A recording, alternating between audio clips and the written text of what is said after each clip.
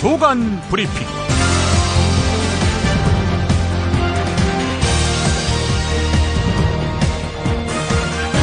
2015년 12월 11일 금요일입니다.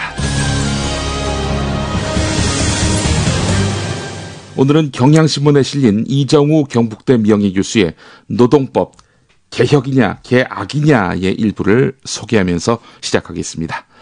안종범 청와대 경제수석은 비정규직 사용기간을 현행 2년에서 4년으로 늘리는 기간제법을 고용안정법이라 칭하고, 제조업 같은 뿌리산업에서 55세 이상 노동자의 파견을 허용하는 파견법을 중장년 일자리법이라고 미화했는데, 이는 지록위마어법이라고 부를 만하다. 지록위마라 하는 것은 사슴을 가리켜서 말이라고 할 때 쓰는 표현이지요. 한국 노동시장은 유연성이 넘쳐 흐른다. 비정규직이 한국만큼 많은 나라는 지구상에 없다. 한국의 비정규직은 노동자의 50%로서 세계 1위다. 비율도 비율이지만 내용을 들여다봐도 심각하다. 선진국의 비정규직은 주로 스스로 원해서 하는 파트타임 노동자들이니 비정규직이라고 해도 별로 불만이 없다. 반대로 한국의 비정규직은 본인이 원하지 않는 비정규직으로서 월급도 정규직의 60%밖에 안 되는데 이렇게 큰 차별을 받는 나라도 별로 없다. 비정규직 사용기간을 4년으로 늘리고 파견을 전면 허용하는 노동법을 통과시키면 비정규직은 더 늘어나고 노동자들의 삶은 더 피폐해질 것이다. 박근혜 노동법이라는 괴물이 문을 두드리는데 집안 싸움만 하는 야당은 정녕 국민이 두렵지 않은가.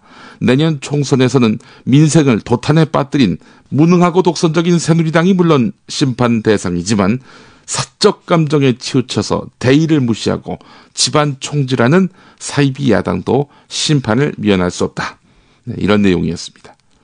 이 시각 반드시 알아야 할 뉴스 짚어보겠습니다.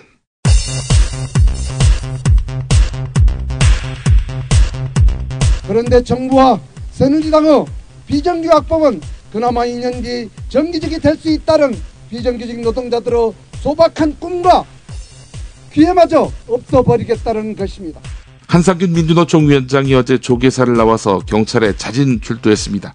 한상균 위원장은 현재 진술을 거부하고 단식을 이어가고 있는 것으로 알려졌는데요. 따라서 조사는 밤늦게까지 계속됐습니다.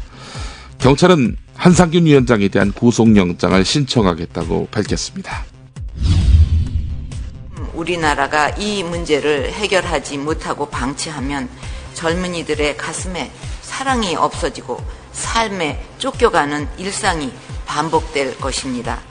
어제 정부는 제3차 저출산 고령사회 기본계획을 확정 발표했습니다. 요컨대 과거 양육을 지원하는 방식에서 일자리와 주거 지원을 통해서 결혼을 촉진하는 대책으로 전환한 것이 핵심입니다. 박근혜 대통령은 일자리 문제를 해결하지 못하고 방치하면 젊은이들의 가슴에 사랑이 없어지고 삶에 쫓겨가는 일상이 반복될 것이다 라고 했습니다. 그러나 새로운 게 없어 보이는 조치 같습니다. 5년 동안 신혼부부에게 임대주택 등 13만 5천 채를 공급한다는 정책, 이것도 따지고 보면 빚으로 남게 될 전세 대출 한도 확대를 통한 것이라는 한계가 있거든요. 초복날 그 마을 회관에서 사실 그 7명의 그 할머니들이 음식을 해 드시고 오후에 냉장고에 있던 사이다를 나눠 마셨습니다. 그런데 이제 한 분은 이제 마시지 않았습니다. 왜냐하면 오늘 내가 음료수 먹고 싶지 않다라고 말씀을 하셔서 그래서 이제 6분만 이제 사이다를 이제 나눠 드셨는데. 이용혁 건국대 경찰학과 교수의 YTN 인터뷰였습니다. 할머니 6명이 숨지거나 중태에 빠진 상주 농약 사이다 사건의 국민참여재판이 오늘 닷새간의 증인신문과 증거조사를 마치고 유무죄 판가름이 납니다.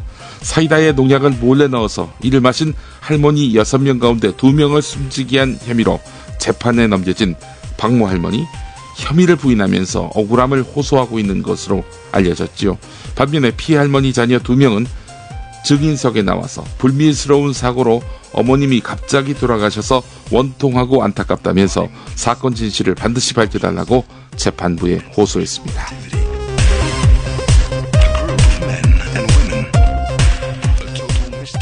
이담채 김치, 전창걸의 새싹당 콩차, 코골이 119, 재미월드, 구이동 대양참치, 연지연 곰탕과 함께하는 김용민의 조간 브리핑입니다. 김치가 다 같은 것 같죠? 아니요, 이담채는 진짜 다르죠. 겨울 전라도, 여름 강원도, 봄 가을 충청도 최고의 배추만 골라와야지요. 소금 영광에서 직송된 최고의 국산 천점이 기본 아닌가요? 아, 고춧가루와 파, 마늘 괴산 영천에서 건강한 놈들만 가져와야 해요. 우와, 재료가 반이라고 하던데 역시 이담채네요. 그런데 어떻게 담가야 이담채 김치 맛이 나요? 아유, 이거 비밀인데 다시마에 표고버섯, 양파, 멸치를 넣고 우려낸 육수에다가 온갖 재료를 잘 버무리고 2달 동안 저온 숙성한 양념을 써야 해요. 근데 흉내내봐야 소용없어. 30년 연구한 레시피에 30년 김치만 만든 손맛을 따라갈 수 있겠슈? 이담채 김치. 안내와 주문은 검색창에 이담채를 입력하세요. 전화는 1544-4586 1544-4586. 추운 겨울이 찾아왔습니다. 잠시 제멋대로 돌아가는 생각들을 멈추고 차 한 잔을 마시며 마음을 돌아봅니다. 마음은 몸을 돌보라 합니다. 몸이 마음입니다. 속상하기 쉬운 연말연시 국내 농가의 깨끗한 수경재배로 키워 맛의 풍미가 다른 새싹당 콩차를 당신에게 선물하세요. 회원가입 없이 전창걸닷컴에서 바로 구매할 수 있습니다. 전화문의는 070-8635-1288, 070-8635-1288입니다. 한국인은 주요 선진국 국가 국민에 비해서 일상생활에서 우울함을 더 자주 느끼는 반면 자신감은 훨씬 더 약한 것으로 조사됐습니다. 신체적 건강이나 경제력 등 눈에 보이는 측면에서 선진국과 큰 차이가 없어 보이지만 유독 정신적 측면에서 훨씬 건강하지 못한 결과를 보였습니다. 통계청 통계개발원인은 한국의 사회동향 2015에 따르면 한국 사람이 우울함을 느끼거나 자신감을 잃었다고 생각하는 비율은 주요 국가에 비해서 상당히 높은 수준으로 나타났습니다. 18살 이상 13.2%가 매우 자주 우울하다 이렇게 밝혔는데요. 스위스의 3배입니다. 건강 수명은 선진국보다 높지만 주관적인 행복지수는 크게 낮은 것으로도 나타났습니다. 비교 연구를 담당한 조병희 서울대 보건대학원 교수는 한국인이 불행하고 우울하다고 생각하는 것은 경제 수준이 낮거나 건강하지 않아서가 아니다. 사회적 통합이 약하고 개인 역량이 사회적 관계에 의해 개선되는 정도가 미흡하기 때문이다. 이렇게 해석했습니다. 즉, 낮은 사회적 유대감과 개인을 고려하지 않는 사회생활이 정신 건강을 해치는 요소로 작용한다는 이야기입니다. 우리 사회는 끊임없이 개별화하지요. 국민이 나쁜 구조와 환경에 맞서서 뭉치는 것을 막습니다. 취업 못하는 것을 개인의 노력 부재, 열정 부족에서 찾도록 합니다. 노동자 절반이 비정규직이면은 그건 허구인 게 확실하지 않습니까? 노동자 말고도 경쟁력 떨어진다면서 도태당하고 있는 가난한 농민도 마찬가지입니다. 이 기사도 짚어보겠습니다. 한겨레 기사인데요. 평화적 시위와 평화의 의미를 아시나요? 라는 제목입니다. 평화 시위하면은 시위대가 폭력을 행사하지 않는 것으로 생각하기 마련인데요. 정부와 수구 언론의 인식도 그러하지요. 그런데 세계 헌법재판기관 협의체인 베니스 위원회와 유럽 안보협력기구의 민주제도와 인권사무소는 이런 견해를 정면으로 반박하고 있습니다. 이들이 생각하는 평화적이라는 표현은 성가시거나 기분 나쁘게 하는 행위, 심지어 제3자의 활동을 일시적으로 방해, 회방, 차단하는 행위도 포함시킵니다. 외국의 집회 시위 관리 정책을 연구해온 김경백 성신여대 융합보안학과 교수는 많은 선진국의 경찰과 시민들은 집회 시위로 인해서 일정한 불법과 불편함이 발생하는 것은 당연하게 여기고 이를 감수하는 것을 의무라고 생각한다면서 불편함의 정도가 용인하기 어려운 정도라고 판단해도 불법으로 규정짓기보다는 대화를 통해서 불편함의 정도를 조정하는 방식으로 대부분 문제를 해결하고 있다고 설명했습니다. 한상희 건국대 법학전문대학원 교수도 헌법이 집회 시위의 자유를 보장했다면 헌법은 국민들에게 그에 따른 불편함을 관용하라는 의무가 부여된 것으로 봐야 한다. 이렇게 설명했습니다. 그래서 민중 총궐기를 했던 거 아닙니까? 그러나 정부는 또 수구 언론은 그러한 항거를 폭력 집회로 몰아가며 개인과 개인을 갈갈이 찢어 놓으려 했습니다. 한상균 민주노총 위원장 관련 소식으로 넘어가겠습니다. 어제 경찰에 출두했는데 바로 수갑이 채워지는 장면 보셨죠? 경찰이 한상균 위원장에게 적용하려는 혐의는 올해 4월 이후 민주노총 주도로 벌어진 9개 집회와 시위 과정에서 벌어진 각종 시위의 불법성입니다. 집회 금지 장소를 어기거나 해산 명령에 불응하고 도로와 차도를 점거했다는 혐의, 즉 집회 및 시위에 관한 법률 위반과 일반 교통 방해 등의 혐의입니다. 특히 경찰은 지난 11월 1차 도심 집회에서 불법 폭력 시위를 주도했다면서 소요죄 적용도 추가로 검토하겠다는 입장입니다. 과연 소요죄 적용이 가능한 논리일까? 경찰이 한상균 위원장에게 적용을 검토하기로 한 소요죄에 대해서는 좀 더 구체적인 설명이 필요할 것 같습니다. 소요죄는 많은 사람들이 모여서 폭행이나 협박 또는 물건 등을 망가뜨리는 경우 성립하는 범죄인데요. 집회와 시위에 관한 법률을 위반하는 것보다 처벌이 무겁습니다. 하지만 집회나 시위에 실제 소요죄가 적용된 것은 법이 만들어진 후 지금까지 딱 2차례밖에 없었습니다. 1980년 5.18 광주 민주화운동과 1986년 5.3 인천항쟁입니다. 여기 참가자들에게 죄목으로 뒤집어 씌운 것이 바로 소요죄인데요. 이 두 사건 모두 전두환 치하에서 있었고 둘 다 나중에 죄 누명을 벗었고 민주화운동으로서 평가받게 됐습니다. 한상균 위원장의 육성이 어제 석간 브리핑을 통해서 소개됐는데요. 한상균 위원장이 사회의 노동자에게 국민적 재앙이 무엇인지 합리적 대안을 함께 고민하는 언론의 역할이 필요하다면서 서울에서 진격한 사람들은 못 살겠다고 아우성쳤던 청년과 비정규직이었다. 그 책임, 민생 파탄의 가장 큰 책임은 바로 박근혜 정권이다. 손바닥으로 하늘을 가릴 수 없다. 우리 언론은 왜 말하지 않는가? 라고 질타했습니다. 한상균 위원장은 또 온 나라를 떠들썩하게 했던 저 한상균은 지금 1급 범죄자 취급을 당하고 있다. 저는 1급 범죄자가 아니라 노동자 권익을 내세우는 민주노총 위원장이다. 언론이 1급 범죄자로 몰아가는 게 우리 사회의 현실이라면서 980만 비정규직은 지금 생존의 정글에서 살아남기 위해서 버티고 있는데 정부는 지금 비정규직 노동자의 소박한 꿈과 기회마저 없애고 있다. 이렇게 주장했습니다. 한상균 위원장은 민주노총을 귀족노조로 폄훼하는 일부 언론에 대해서도 목소리를 높였는데요. 민주노총이 귀족노조라면 왜 비정규직 노동자를 포함한 2천만 노동자의 권리를 위해 총파업 투쟁을 하는가? 왜 총궐기, 총파업 투쟁을 하는지 누가 물어나 보았는가? 국가의 폭력 진압이 잘못됐다는 사실은 왜 누구 하나 지적하는 사람이 없는가? 백발성성한 백남기 어르신이 병원에 있는데 누구 하나 사과하는 사람이 없는가? 이분이 경찰에 폭력을 행사했는가? 왜 아무도 책임지지 않는가? 라고 강하게 비판했습니다. 자, 오늘 한상균 비판, 동아일보가 그야말로 장렬합니다. 동아일보만 보면 한상균은 만악의 근원입니다. 과연 그러할까요? 동아일보의 제목만 소개하겠습니다. 일면, 끝까지 법을 조롱한 한상균. 조계사 주지 지연스님 제2의 한상균 사태가 없도록 엄격한 매뉴얼 만들 것이라고 발언. 스님들 집주인과의 약속 3번 어긴 한상균 갑 중의 갑. 한상균 자승 총무원장도 노동계약을 지적했다라고 주장하지만 알고 보니 거짓말. 3년 경찰관 폭행 등 8가지 혐의 조사하는데도 한상균은 묵비권 일관.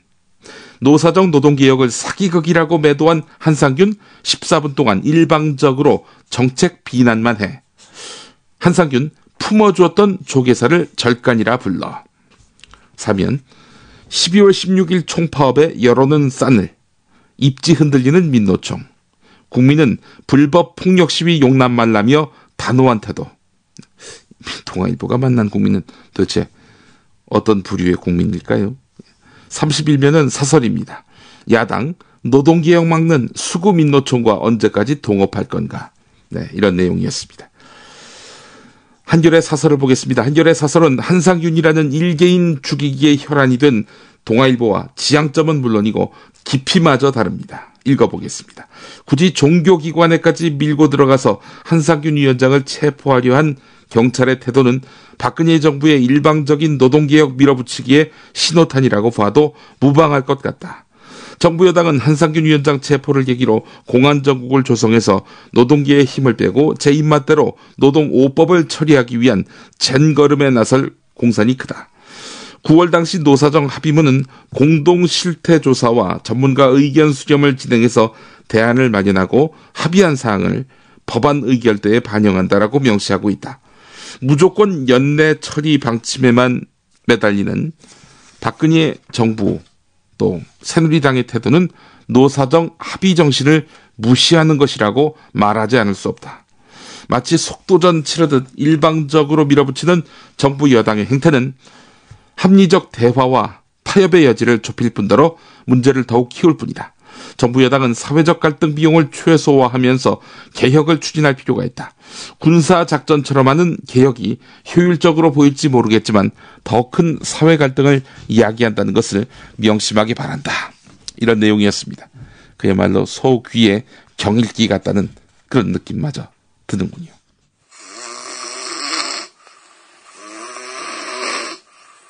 큰일 났네요. 큰일 났어요. 다른 사람에게 폐 끼치는 건 둘째치고 본인의 수면 건강이 무엇보다 걱정됩니다. 한 방을 써야 하는 부부와 연인, 군입대나 기숙사 입사를 앞둔 청년, 코수술, 비싼 양압기 구입, 이젠 안 하셔도 됩니다. 간편하고도 반영구적인 코골이 방지기구 24,000원이면 됩니다. 심한 코골이와 수면 무호 걱정 마세요. 99%의 감소 효과를 보장합니다. 검색창에 코골이 119, 코골이 119를 입력하세요.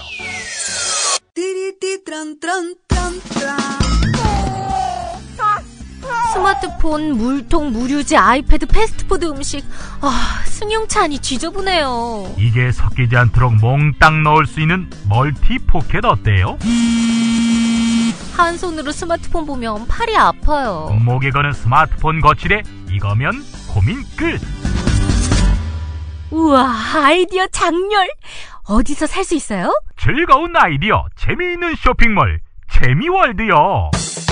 스마트폰, 텔레비전, 냉장고 이런 건 안 팔아도 가려운 곳 긁어주듯 빛나고 즐거운 아이디어 상품이 365일 파격 세일 중이랍니다. 거기가 어디라고요? 재미월드입니다. 구글, 네이버 다음에서 재미월드를 입력하세요. 이런 가운데 박근혜 대통령이 강력하게 추진하고 있는 노동시장 개편 5개 법안, 그리고 이른바 경제활성화법 등의 정기국회 내의 처리가 무산되면서 임시국회에서도 법안 통과가 불발될 경우 박근혜 대통령이 초강경 차선책을 실행할 것이란 말이 돌고 있습니다. 어제도 일부 전해드렸는데요. 청와대 안에서는 대통령이 입법권을 발동하는 긴급재정 경제명령, 이걸 내부적으로 검토하고 있는 것으로 전해졌다는 내용, 오늘 한겨레가 전하고 있습니다. 자, 그런데 헌법 제76조를 보면은 대통령은 중대한 재정경제상의 위기에 있어서 법률의 효력을 가지는 명령을 발할 수 있다, 이렇게 규정하고 있는데요.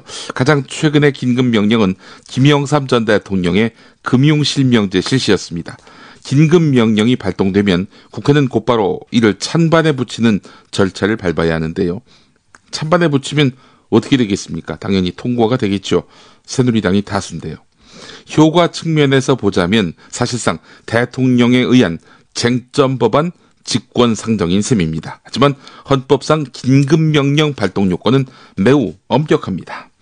헌법재판소는 금융실명제 긴급명령의 위헌 여부를 판단한 1996년 결정에서 긴급명령은 대통령의 재량에 속한다면서도 그 판단을 정당화할 수 있는 위기 상황의 존재, 즉 위기를 우려하는 정도가 아니라 현실적으로 발생했을 때, 그리고 국회 폐회 등으로 본회의가 어려울 때 등으로 한정하고 있다는 겁니다. 실제로 긴급 명령이 발동될 경우 야당이나 시민사회의 격렬한 반발은 물론이고 국민적 저항에 직면할 가능성도 있습니다. 그런데 그런 게 무서워서 안 하실 분 같지는 않아 보이죠. 예. 조선일보가 한국경제 위기경보가 켜졌다면서 3면에다가 여러 정황을 실었습니다. 70% 할인에 30만 원어치 사면은 제주 항공권이 덤이라니, 이런 제목인데요. 몇 가지 사례가 또 있습니다. 우선 수출기지의 비명 소리가 예사롭지 않다는 겁니다. 울산은 2011년에 수출 1,000억 달러 기지였는데 올해는 700억 달러로 줄었다는 겁니다. 그리고 통영에 있는 조선사 3곳 가운데 2곳이 파산 상태고 안산 반월공단의 가동률은 50%로 대기업들이 제조 원가를 낮추려고 베트남 등 해외에서 부품을 조달하고 있다, 이런 내용을 전하고 있습니다. 경기 침체가 길어지면서 법원에 파산을 신청하는 기업도 급증하고 있는데요. 과장하지 않은 있는 그대로의 현실이긴 합니다. 자, 그렇다면 조선일보는 뭘 어쩌자는 것일까요? 파업하지 말라, 박근혜식 노동개혁하자, 쉽게 해고하고 임금 깎자, 이 말인가 봅니다. 노동자 급여를 줄여서 해고를 쉽게 해서 경제가 나아질 수 있다고 믿습니까? 조선일보는요. 박근혜 대통령이 어제 우리 정부 들어서 무상보육 전면 실시, 사교육비 대책, 일가정 양립 정책 등 다양한 제도를 도입했는데 현재 출산율 1.2명 수준을 유지하고 있다라고 말했습니다. 이 무슨 봉창 두드리는 말입니까? 사실 박근혜 대통령은 지난 2012년 대선 공약으로 만 3살에서 5살까지 어린이들의 무상보육을 공약으로 내걸긴 했습니다. 그리고 대선 때 0세에서 5세 보육은 국가가 책임지도록 하겠다. 보육과 같은 전국 단위 사업은 중앙정부가 재정을 책임지는 것이 맞다. 아이 보육은 나라가 책임질 테니 걱정 말고 낳기만 하라, 이런 약속을 했습니다. 박근혜 대통령 공약집을 보더라도 무상보육과 관련해서 확실한 국가 책임하에 보육, 만 5살까지 국가 무상보육 및 무상유아교육 등의 내용이 담겨 있습니다. 그러나 박근혜 정부는 취임 이후 누리과정 예산을 중앙정부가 아닌 지방정부가 책임져야 한다면서 중앙정부가 지원할 법적 근거가 없다라고 주장했습니다. 정부는 최근 내년도 누리과정 예산으로 3,000억 원만 학교시설 환경 개선 사업 등으로 우회 지원하는 방법으로 편성하는 것 외에 정식 어린이집 누리과정 항목으로는 예산을 한 푼도 배정하지 않았습니다. 이에 따라서 각 지방자치단체들은 내년도 누리과정 예산을 놓고 엄청난 혼선을 빚고 있습니다. 박근혜 대통령은 지방정부 역시 자신의 통치 아래에 있다라고 생각하고 있는 모양입니다. 그렇지 않고서는 불가능한 그림 아닙니까? 그렇지 않고서는 도저히 불가능한 그림 아닙니까? 혼군과 폭군의 경계선이 불분명합니다. 9년 동안 상업을 가르치다가 역사를 가르친 지 불과 9개월밖에 되지 않는 교사가 자신이 국정교과서 집필진이 됐다, 이렇게 밝혔습니다. 교육부와 국사편찬위원회가 역사 국정교과서 집필진 명단을 철저히 비밀에 붙인 상황에서 서울의 사립고등학교인 대경상업고등학교 김형도 교사는 학교 전체 교원들에게 자신이 국정교과서 집필에 참여하게 됐다는 집단 메시지를 보낸 것으로 확인되었습니다. A4 용지 3장 분량의 메시지를 봤다는 한 교사는 김 교사가 12월까지만 학교에 나오고 내년 1월부터 13개월 동안 역사 교과서를 쓰게 됐다. 46명과 합숙에 들어간다라고 썼다고 전했습니다. 조한경 전국 역사교사 모임 회장은 상업을 9년 동안 가르친 사람, 한국사 수업을 하기도 힘든데 한국사 교과서를 쓰라는 상황 자체가 상식적으로 이해가 가지 않는다. 얼마나 필진을 구하기 어려웠으면 이랬을까 하는 생각이 든다라고 말했습니다. 한편 김형도 교사는 자신이 남경필 경기도지사의 고종 사촌 동생인데 남경필 지사의 도움 없이 이 학교에 왔다. 대한민국 집필 후 13개월 뒤에는, 그러니까 국정교과서를 집필한 이후에는 많이 달라져 있을 것이다. 남경필 주니어가 돼 돌아오겠다라는 말까지 써놓은 것으로 전해졌는데요. 메시지 끝에는 사요나라, 일본식 작별 인사까지 덧붙였습니다. 사요나라. 왜 일본식 표현을 썼을까요? 친일 교과서 논란이 빚어지고 있는 상황에서 말이죠.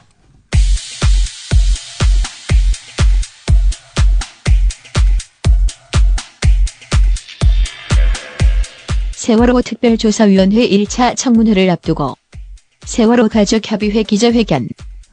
세월호 참사 후 604일이 지나고 있습니다. 여전히 돌아오지 못한 9분 미 수습자들께서 훼손 없는 온전한 성체 인양을 통해 하루빨리 가족의 품으로 돌아오실 수 있기를 간절히 바랍니다. 언론에 호소합니다. 국민들이 이번 청문회를 지켜볼 수 있도록 생중계를 해주십시오.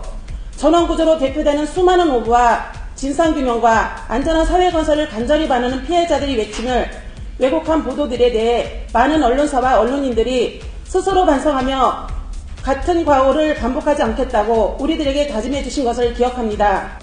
그러나 대한민국의 그 무수하고도 잘난 언론의 행태는 그럼에도 불구하고 일본 인터넷 언론을 제외하고는 주요 방송사 중 이번 청문회를 생중계하겠다는 곳이 없다고 합니다.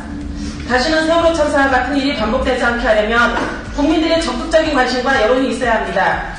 국민의 관심과 여론을 이끌어내기 위해서는 언론의 역할이 매우 중요합니다. 세월호 참사를 계기로 사회 전반의 문제를 모두 뜯어고쳐야 한다는 전 국민적인 바람을 실현하기 위해 청문회 생중계는 필수적입니다. 혹시 외압이 있더라도 칼보다 강한 팬의 정신으로 물리치고 언론의 사명을 다해 주시기를 간곡히 호소합니다. 진실에 다가가기 위한 보도를 해주십시오. 특조위가 밝힌 이번 청문회 주제에 집중해 보도를 해주십시오. 피해자들이 무엇 때문에 진상규명을 요구하는지, 진상규명의 구체적인 내용이 무엇인지를 보도해 주십시오. 누가 진실을 가리려고 하는지 보도해 주십시오. 아직도 알려지지 않은 피해자들의 생생한 증언을 보도해 주십시오. 진실에 다가가기 위한 신속하고 정확한 보도는 안전한 사회를 앞당기는 데 결정적인 역할을 할 것입니다. 사이비와 짜가와 쓰레기로 가득한 한국 언론의 실상은 한상균 민주노총 위원장도 절감하는 바. 감옥 가는 길에 저는 민주노총 위원장입니다. 여기 계신 많은 언론들이 민주노총을 못 잡아먹어 안달을 내는 기사를 연월 쏟아낸 것을 보았습니다. 민주노총은 비정규직 노동자를 대변하지 않는 기정노동자의 조직이라 떠들었습니다. 과연 그렇습니까? 입이 있으면 말을 좀 해보십시오. 과연 그것이 진실입니까?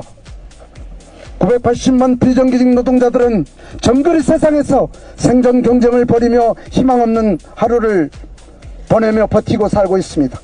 그런데 정부와 새누리당의 비정규직법은 그나마 2년 뒤 정규직이 될 수 있다는 비정규직 노동자들의 소박한 꿈과 기회마저 없어버리겠다는 것입니다. 규제 없는 파견 학대로 합법적인 사람 장사인 파견 노동으로 좋은 일자리를 뺏겠다 하겠다는 것입니다. 나이 50이 넘으면 당연히 파견 노동을 해야 하는 법안이기도 합니다. 민주노총이 기종노동자 조직에 불과하다면 왜 비정규직법을 막기 위해 온갖 탄압과 피해를 감수하며 종벌기 종법 규정을 하는지 누가 물어나 보셨습니까? 11월 14일 폭력 시위를 이야기합니다. 국가 공권력의 폭력 진압은 왜 이야기하지 않습니까? 백발이 성성한 백남기 농민이 병원에서 사경을 헤매고 누워 계시는데 어느 누가 잘못했다 말한 사람이 있습니까? 사과 한마디 한 적이 있습니까? 경찰에 폭력을 휘두른 적이 있기나 하는 겁니까? 껍데기만 남아있는 민주주의마저 죽어가고 있는데 우리 언론은 왜 말하지 않는 것입니까?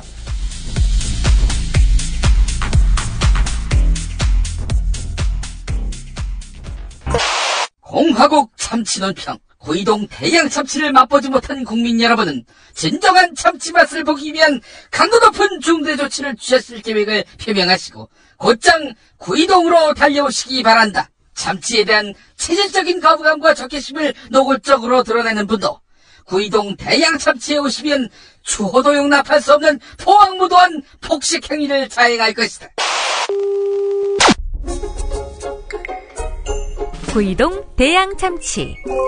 월요일 참치데이 이벤트, 화요일 참치머리 서비스로 함께합니다. 주차장 걱정 마시고요. 대중교통은 서울 지하철 2호선 구의역 2번 출구에서 5분 거리입니다. 대양참치 구의점 02-455-8087. 6살 하늘이 밥을 잘 안 먹어요. 엄마, 나 이거 맛이 없어요. 그만 먹을래요. 엄마의 걱정은 점점 더해가는데요. 그런데 이때 택배입니다. 연지연 곰탕이 배달됐어요. 직접 도끼로 팬 장작불 위에 한우 사골과 도가니를 가마솥에 한가득 넣고 24시간 끓인 진구. 연지연 곰탕이 하늘이 입에 들어가는 순간, 아, 맛있다. 엄마 한 그릇 더 주세요. 하늘이의 밥도둑 연지연 곰탕. 조미료 같은 첨가물이 전혀 들어가지 않아 엄마의 기쁨은 더하답니다. 연지연 곰탕은 강화군에서 김포시 방향으로 강화대교 건너자마자 있습니다. 포장 판매는 한 팩 800g에 7,000원, 7팩 이상 무료 배송합니다. 주문 전화는 010-7252-1114, 010-7252-1114. 김용민이 전해드리는 조간 브리핑. 이른 아침 조간신문 핵심 기사를 훑어보는 시간, 김용민의 조간 브리핑. 월요일부터 토요일까지 매일 오전 7시대에 업데이트됩니다. 뉴스뿐 아니라 그 안에 숨은 맥락도 짚어드립니다. 경향신문 기사 보겠습니다. 서울 강남구청의 팀장급 공무원으로 추정되는 네이버 이용자가 경향신문의 댓글부대 보도 직후에 인터넷 기사에 달았던 댓글 100개를 한꺼번에 삭제한 것으로 확인됐습니다. 사라진 댓글들을 보니까 말이죠. 대부분 서울시를 비방하고 강남구를 칭송하는 내용인데요. 조직적인 댓글 작업 의심을 받고 있는 시민의식 선진화팀 직원들의 작성 행태와 유사했다고 합니다. 삭제된 댓글 보니까 서울시와 시의회, 구의회를 적나라하게 비판한 것이 대부분인데, 공공기여금으로 박원순 시장 공약 사업하려는 서울시의 발상이 문제를 초래했다. 서울시의 횡포가 오죽했으면 강남구가 독립시켜달라고 했겠는가. 적반하장격인 서울시의회 해산하라. 구청을 비판한 야당 의원을 상대로는 강남구 의원 맞느냐, 서울시 직원 아닌가, 이렇게 말하기도 했습니다. 이런 가운데 서울 강남구청 댓글부대로 지목된 시민의식 선진화팀 외에 인접 부서에 속한 다른 공무원들도 네이버에 수십 개의 댓글을 단 정황이 포착됐습니다. 이들이 작성한 댓글은 비난 수위가 높아서 명예훼손 소지가 큰 것들인데요. 공교롭게도 댓글은 서울시의 1차 조사가 시작되기 직전에 대부분 삭제됐습니다. 한편 댓글부대 의혹에 대해서 직원 2명에서 3명이 개인적인 판단으로 댓글을 단 것이다 라는 강남구청의 해명은 서울시의 1차 조사 결과 사실이 아닌 것으로 드러나서 거짓 해명 논란이 일고 있습니다. 현재까지 확인된 것만 2명에서 3명이 아니라 11명이었습니다. 그렇다면 이 11명이 각자 개인적 일탈을 했다는 얘기입니까? 어불성설이죠. 인터넷 여론조작, 이처럼 흔한 일인데 또 다른 맥락과 방식으로 여론조작이 감행되려 하고 있습니다. 한겨레 기사인데요. 방송통신심의위원회가 통신심의규정 개정을 강행해서 당사자가 아닌 제3자의 신청이나 방송통신심의위원회 직권으로 인터넷 게시글을 명예훼손으로 심의할 수 있는 길이 열렸습니다. 지금까지는 명예훼손을 당했다는 당사자가 문제 제기해야만 그 글을 심의할 수 있었는데요. 논란이 될 것 같으니까 대통령 등은 그 대상에서 뺀다, 이런 심의 기준을 넣을지 이것도 논의가 됐습니다. 하지만 명문화되지 않았습니다. 따라서 이런저런 구실을 들어서 실질적으로 권력 비판을 차단할 가능성이 대단히 높아 보입니다. 오래전부터 이 문제를 심각하게 여겨왔던 정의당 언론개혁기획단은 이제 인터넷에는 친정부, 친여당, 친재벌의 댓글 부대와 함께 비판과 반대의 목소리를 찾아서 신고를 남발하는 신고부대가 활개를 칠 것이며, 그 결과 힘있고 돈 있는 사람들에게 거슬리지 않는 의견들만 나부끼는 인터넷 공론장의 죽음이 될 것이다, 이렇게 비판했습니다. 경향신문 기사 보겠습니다. 최경환 경제부총리 의원실에서 일한 바 있던 인턴 직원 황모 씨, 중소기업 산업진흥공단에 특혜 채용됐다는 의혹, 줄기차게 제가 전해드렸는데요. 박철규 전 중소기업진흥공단 이사장이 최근 검찰에 출석해서 지난해 11월 21일 대외경제장관회의가 끝난 다음 최경환 부총리를 직접 따로 만났다. 그 자리에서 최경환 부총리에게 황 씨와 관련해서 보고드렸다라는 취지의 진술을 한 것으로 확인됐습니다. 그동안 최경환 부총리는 박철규 이사장과 황 씨 채용 문제를 논의한 적이 없는 것은 물론이고 회의가 있던 날 박철규 전 이사장을 따로 만난 사실이 없다 이렇게 주장해 왔는데요. 서로 어긋나는 그런 주장이네요. 그러거나 말거나 최경환 부총리의 위세가 줄어들 것 같진 않습니다. 사법정의, 언론 기능, 시험대 위에 오르게 됐습니다. 야고보서 1장 15절에 욕심이 잉태한 즉 죄를 낳고 죄가 장성한 즉 사망을 낳느라고. 가난하고 헐벗고 굶주린 사람을 도우려고 하는데 그걸 가지고서 자꾸 조용기와 그 가족들이 돈을 빼먹는다고 하니까 가만히 생각하면 기가 막혀요. 그것을 문서를 해서 돌리고 인터넷에 올리고 거짓말을 자꾸 하면 참말이 돼요. 그래서 가만히 참고 있다가 더 이상 이대로 있으면 안 되겠다. 왜냐하면 교회 일부분의 사람들이 이것을 서명을 해서 나를 골탕을 먹이려고 한다는 말을 듣고 절대로 내가 아간이 되지 않는다는 것을 여러분에게 증명해드리고 싶습니다.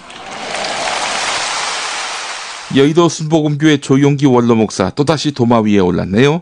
여의도 순복음교회 장로 30명이 공동으로 검찰에 고발한 조용기 원로 목사의 비리 혐의는 두 가지입니다.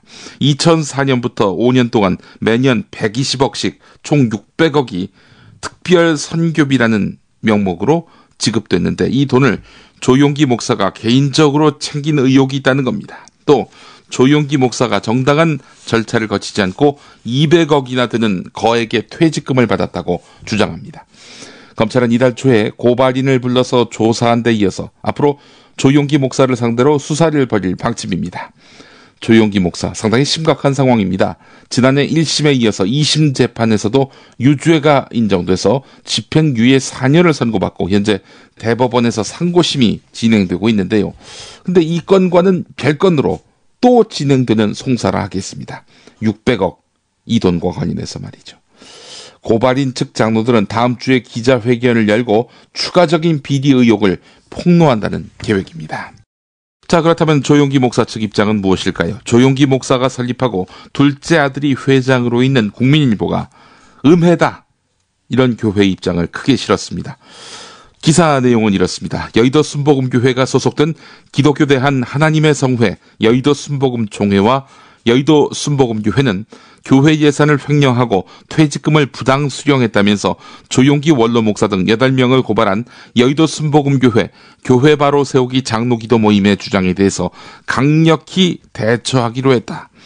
기하성 여의도 순복음총회는 고발 장로들이 지난 4년 전부터 조용기 목사에게 사부 예배 설교를 그만두고 1년 동안 해외에 나갔다 오면 고발하지 않겠다고 하는 등 지속적이고 조직적으로 압박하는 것은 불순한 의도가 있는 파렴치한 행동이며 세계적인 영적 지도자를 파멸로 이끌고 교회를 회파하는 행위라면서 출교 등의 조치를 검토하고 있다라고 밝혔다. 그러면서 이번 문제 제기한 장로들의 주장과 관련해서는 교회의 진상조사 결과 퇴직금은 정상 지급됐고 해외 특별 선교비도 이들 기도모임 장로들의 주장과 다른 것으로 결론을 내린 바 있다. 이렇게 간단하게 전했습니다. 이 기사에서 저널리즘은 발견될 수가 없죠. 교회 입장을 인용하는 정도에 불과합니다. 자, 이 기사의 바이라인을 봤습니다. 기자들 이름이 박혀 나와야 할 부분 바이라인에 그런데 기자 이름은 없고요. 특별 취재팀이 등장합니다. 조용기 씨 측 주장을 인용하기만 한 건데 그래서 특별히 더 취재할 것도 없는데 특별 취재팀이라니 뭔가 있어 보이려고 하는 건지 아니면 기자가 이름을 드러내기 부끄러워해서 그런 건지 아니면 조용기 목사의 영향력 아래에 있는 회사 고위 간부가 자기가 써놓고 특별 취재팀 이름을 붙인 것은 아닌지 여하간 민망합니다.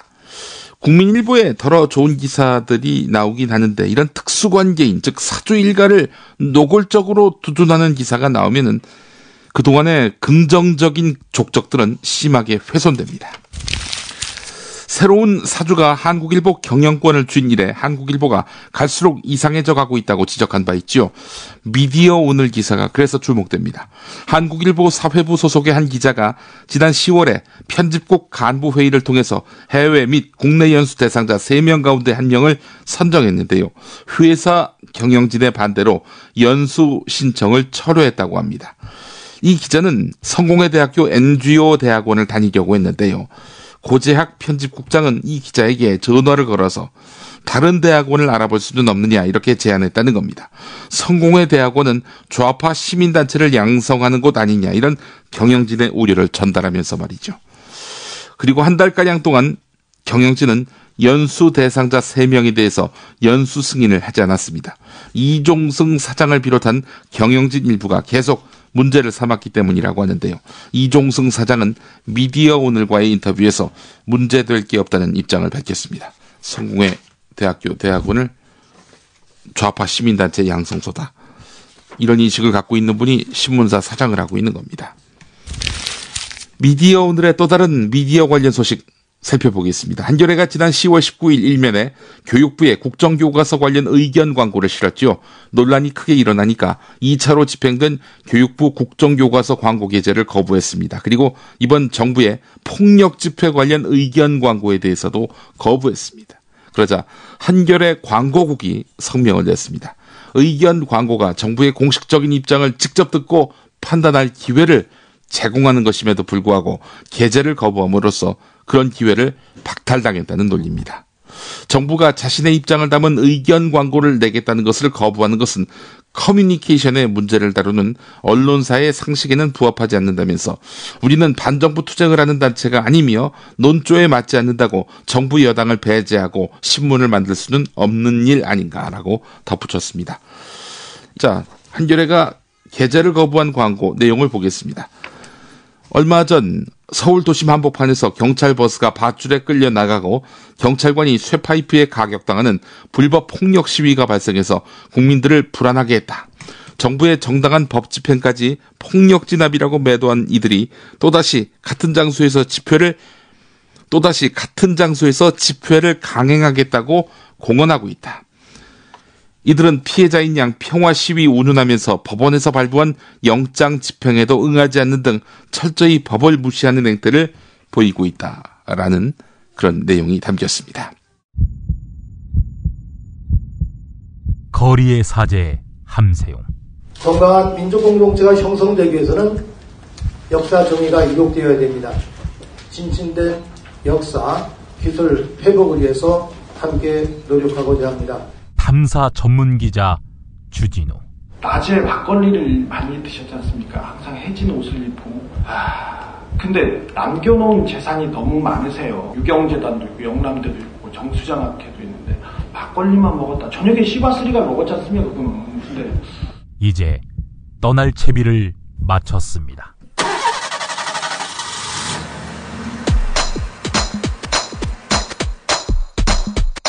역사와 정의의 가치가 뿌리채 흔들리며 위태롭게 저물어가는 광복 70년.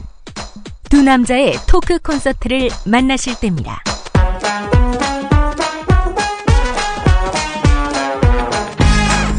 함신부와 주기자의 현대사 콘서트. 12월 11일 금요일 저녁 7시 대전 기독교연합회관 연봉홀. 이튿날인 12월 12일 토요일에는 낮 3시 광주 김대중 컨벤션 센터에서 있습니다. 예스24에서 현재 티켓 예매 중이며 입장료 2만 원 중 일부는 역사 바로 세우기 활동에 기부합니다. 시사인과 천주교 정의구현 사재단이 주최하는 함신부와 주기자의 현대사 콘서트. 여러분 모두를 초대합니다. 이번 세월호 사고는 우는 자들과 함께 울라는 성경 말씀처럼 세월호 유족을 위로한다며 한 말이지요. 그러나 바울이 했던 이 말의 본질은 소통의 능력을 키우라는 것이었습니다.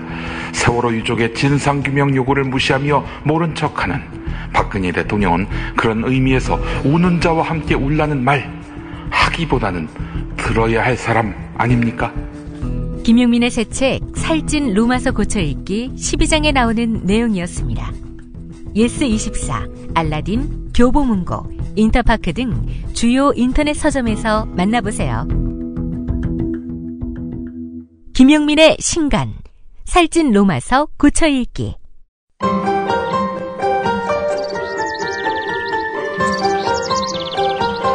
오늘의 날씨.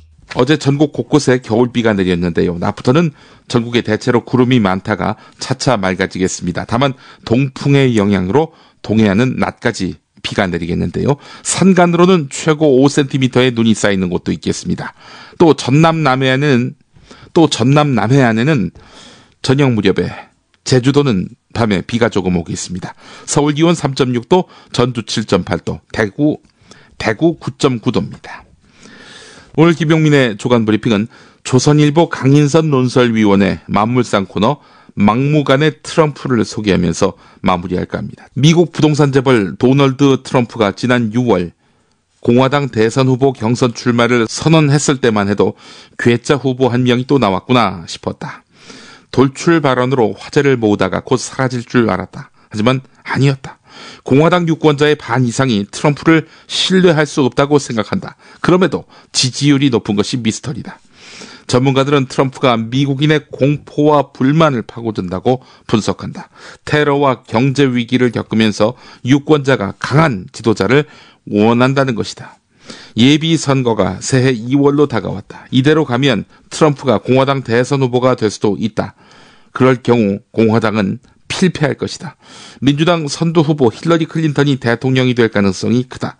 누가 대통령이 되든 그것은 미국민의 선택이다. 하지만 대선 과정은 그 나라가 안고 있는 고민을 반영한다. 더 나은 세상에 대한 비전이 아니라 배타적이고 분열적인 전략을 휘두르는 후보가 인기를 끄는 미국이 실망스럽다. 이런 내용이었습니다. 심약한 국민의 공포와 불안을 조장하면서 먹고 사는, 또 비판적 국민들에 대해서 배타적이고 분열적인 전략을 휘두르는 한국의 수고신문들은 어떻습니까? 딴 나라 이야기 같지만 너희들 이야기는 아닌지 강인선 논설위원에게 묻고 싶습니다. 석간에서 뵙겠습니다.